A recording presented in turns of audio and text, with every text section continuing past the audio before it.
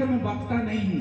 रामचरितमानस का वक्ता होने के लिए बहुत ज्ञानवान होना पड़ेगा और बहुत बुद्धिमान होना पड़ेगा, बहुत विनम्र होना पड़ेगा और बहुत सी संयमों को पालना पड़ेगा। और राम नाम ही बहुत गहराई का शब्द है। ना मैं इस नाम की महिमा को कह सकता भाई साहब और ना रामचरितमानस को कह सकता, पर फिर भी पता नहीं क्यों मन में उत्कंठा जागृत हुई कि मैं रामचरितमानस को पढ़ूं कहूं स्वयं के लिए। इसलिए मैं यहाँ दूर आया नगर से और यहाँ बैठ गया। पर आज हनुमान चालीसा सुंदरकांड करने का मन हुआ तो आप सबको आमंत्रित कर लिया है। इसमें आप लोग भी समझ रहे होंगे और हनुमान जी भगवान भी समझ रहे होंगे, पर हमें भगवान की कथाओं का आनंद लेना है। हनुमान जी की गति को देखकर तुलसीदास जी ने उन्हें मतिधीर लिखा है। मतिधीर यानी बुद्धिमान, धैर्यवान, और हनुमान जी दोनों गुण में संपन्न है। हनुमान जी धैर्यवान भी हैं, मतिधीर भी हैं।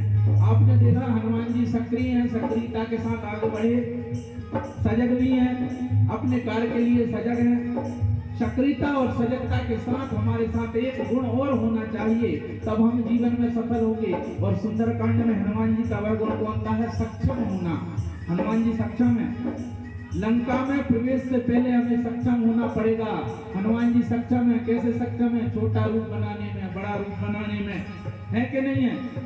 हनुमान जी छोटे भी हो जाते हैं, बड़े भी हो जाते हैं। हनुमान चालीसा में लिखा है, अरे सूक्ष्म रूप धरि सियहि दिखावा, विकट रूप धरि लंक जरावा।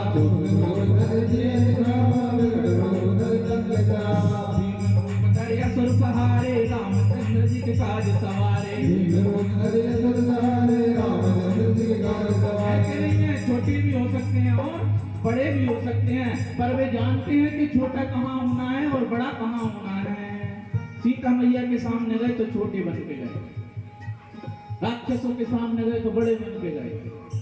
हम कितने ही बलशाली हो जाएं, पर हमें यह याद होना चाहिए कि हमें किसको अपना बड़प्पन दिखाना है और किसके सामने विनम्र होना है। हनुमान जी लंका में प्रवेश किए, मस्तक समान रूप कपिधारी, लंक चले सुमेर नरहरि। मस्तक समान रूप कपिधारी, लंक चले सुमेर नरहरि। तो कह चल मोहि निंदरी, नाम रंगनी एक निदेश, तो कह चल मोहि निंदरी। हनुमान जी ने छोटा सा रूप बनाया मच्छर के समान और लंका में प्रवेश करने लगे। जैसे ही लंका में प्रवेश करने लगे तो लंकनी नाम की राक्षसी आ गई और बोली, ए चोर कहाँ जाता है, मैं तुझे खा जाऊंगी। क्या बोलती है?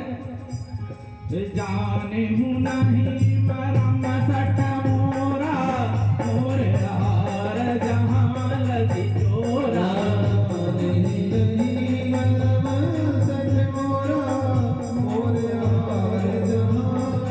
अच्छा, हनुमान जी से कहा चोर कहाँ घुसता है? हनुमान जी ने कहा गजब करती हो मैडम जी, हम चोर दिख रहे हैं, तुम्हारा राजा चोरी से जानकी जी को लेकर आया है और तुम हमें चोर बोलती हो। हनुमान जी ने एक मुचका मारी तो उसकी नाक से रक्त की धार बह निकली। हनुमान जी ने यह संकेत दिया है कि जो सुरक्षा व्यवस्था चोरों की रक्षा करने लग जाए भाई साहब, उस पर मुक्के से प्रहार करना पड़ेगा और उसे बताना पड़ेगा कि आप अनुचित का साथ दे रहे हो, आप गलत का साथ दे रहे हो। गोस्वामी तुलसीदास जी लिखते हैं, अरे मुठिका एक महाकपि हनी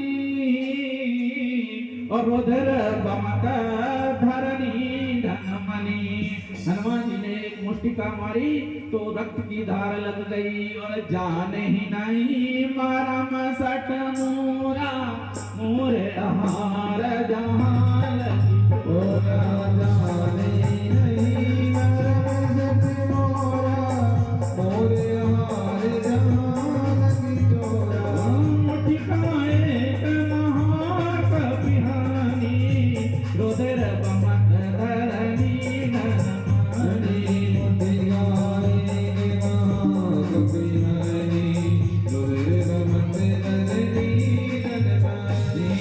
सवार उठी तो लंका जोरी पानी कर बिना रंगा जब रावण ही ब्रह्मवर्गी ना चलत व्यंज कहाँ मुझे विकल होती दे कवि के मारे तब जान तुम श्रीधर संधारे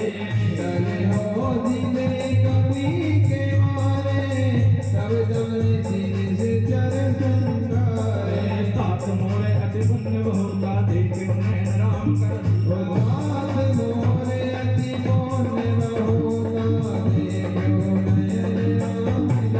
हनुमान जी को प्रणाम किया और बोले ब्रह्मा जी ने वरदान दिया था कि अगर कभी तुम्हें कोई कपि मारे और तुम विकल हो जाओ तो समझ जाना कि रातभर का अंत होने का समय आ गया है।